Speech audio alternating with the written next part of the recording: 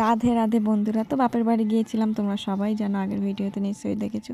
তো গিয়ে দেখি আমাদের ওখানে হরিসেবা হচ্ছে।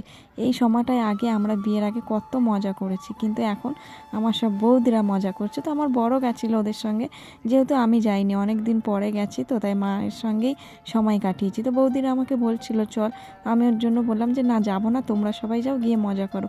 এক সময় ছিল যে সময়গুলো ওখানে এত মজা করেছি, সেই সব দেখে সব মনে পড়ছিল।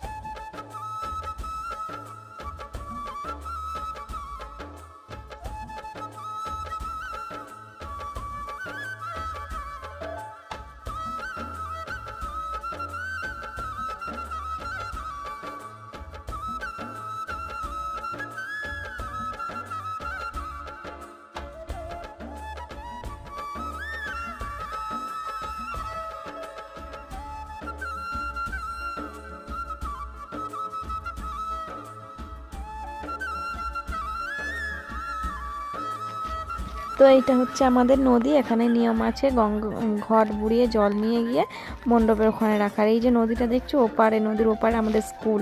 আমরা বিয়ের আগেও স্কুলে যেতাম। তো সত্যি বিয়ের পরে মেয়েরা অনেকটাই পাল্টে যায়, কারণ নিজের থেকেই দেখছি এমন সময় ছিল এই পূজাগুলোই কত মজা করেছি, আর এখন গিয়ে মানে ঘর থেকে বেরোতেই ইচ্ছা করে না, মা বাবার সঙ্গেই সময় কাটাচ্ছি।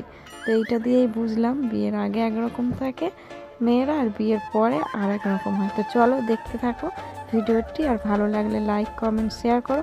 আর কার কার জীবনে এমন ঘটনা ঘটেছে অবশ্যই কমেন্ট করে বলো, যে বাপের বাড়ি গিয়ে আর বাইরে বেরোতে ভালো লাগে না, মা বাবার সঙ্গেই থাকতে ভালো লাগে, এটা জানিও। টাটা।